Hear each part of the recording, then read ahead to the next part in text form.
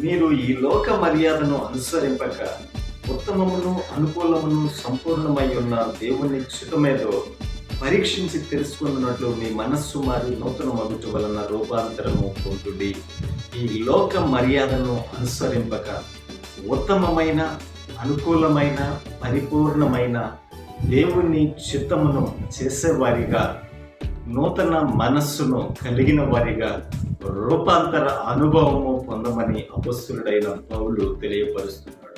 దేవుని చిత్తము ఉత్తమమైనది, దేవుని చిత్తము అనుకూలమైనది, దేవుని చిత్తము పరిపూర్ణమైనది. నీవు దేవుని చిత్తమును చేసే వ్యక్తివైతే నీవు పరిపూర్ణతను పొందుకోబోతున్నావు. ఇది అనుకూలమైన మార్గము, ఉత్తమమైన మార్గము.